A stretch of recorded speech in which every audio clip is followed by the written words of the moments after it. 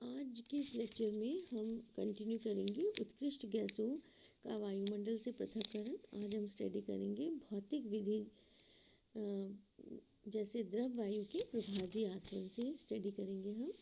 अब द्रव वायु के प्रभाजी आसवन से जो विधि है इस सिद्धांत पर आधारित है कि द्रव वायु के विभिन्न अवयवों के क्वथनांकों में पर्याप्त अंतर होता है जिससे इन्हें प्रभाजी आसवन विधि से पृथक किया जा सकता है।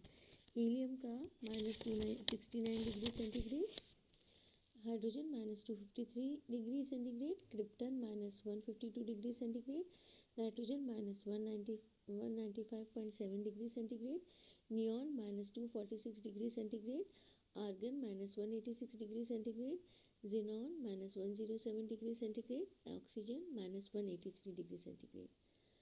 अक्रिय गैसों की क्वथनांक के मानों पर गौर करने पर पाते हैं कि हीलियम व नियॉन की क्वथनांक बहुत कम है, अतः वायु के द्रवीकरण के दौरान हीलियम व नियॉन तो गैस रूप में रहेंगी, शेष सभी द्रवित हो जाएगी। आर्गन व ऑक्सीजन के क्वथनांक में बहुत थोड़ा अंतर होने से ये साथ साथ द्रवित होगी व एक ही प्रभाजी खंड में प्राप्त होगी। क्रिप्टन व ज़ेनॉन उच्च क्वथनांक के कारण सबसे जल्दी द्रवित होकर सबसे पहले पृथक होंगी। इस उपकरण में एक दूसरे के ऊपर बने दो प्रभाजी खंड होते हैं। इनके अंदर की ओर बफिल प्लेट लगी रहती है तथा इन दोनों प्रभाजी खंडों के बीच द्रवित ऑक्सीजन रहती है।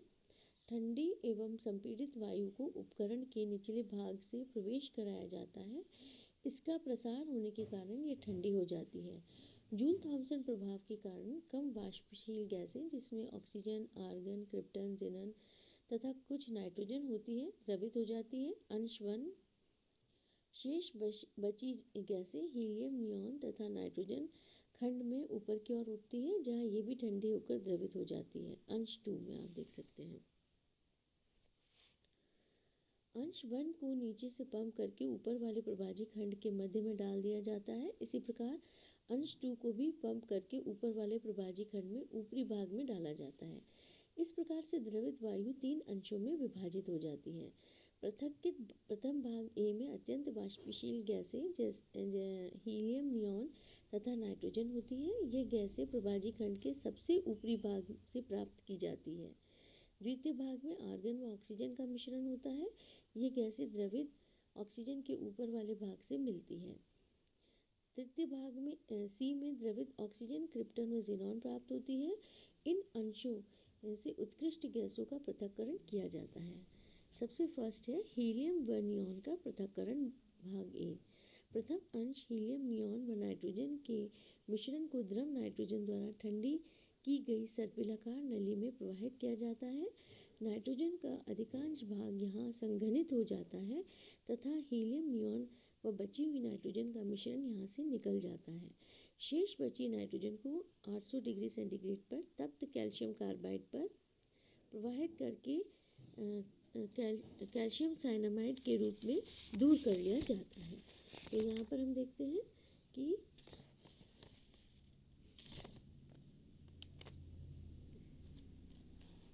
ये रिएक्शन है calcium carbide plus nitrogen give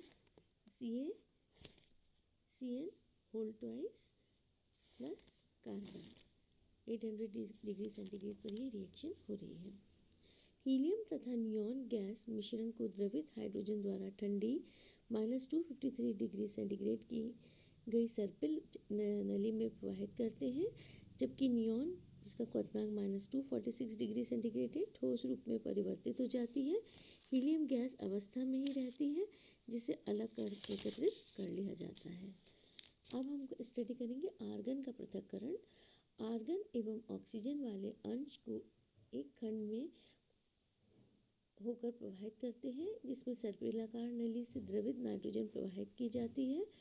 यहाँ ऑक्सीजन की अधिकांश मात्रा संघनित हो जाती है तथा आर्गन खंड के ऊपरी भाग से बाहर निकल जाती है। इस प्रकार से प्राप्त आर्गन में ऑक्सीजन की कुछ अशुद्धि उपस्थित रहती है जिसे तप्त कॉपर पर प्रवाहित करके दूर कर लिया जाता है। लास्ट है क्रिप्टन एवं ज़ेनन का पृथक्करण। द्रव ऑक्सीजन क्रिप्टन व ज़ेनॉन वाले तृतीय अंश से ऑक्सीजन को वाष्पीकरण करके दूर कर लिया जाता है। शेष द्रव में क्रिप्टन एवं जिनन की ही अधिक मात्रा होती है। इन दोनों के क्वथनांकों में अधिक अंतर होने के कारण इन्हें प्रभागी वाष्पीकरण द्वारा आसानी से पृथक किया जा सकता है। तो इस तरह से हमने आज स्टडी किया है भौतिक विधियाँ द्रव वायु के प्रभागी आचरण की। नेक्स्ट हम आगे नोबल गैसेस के भौतिक गुण स्टडी करेंगे। Thank you.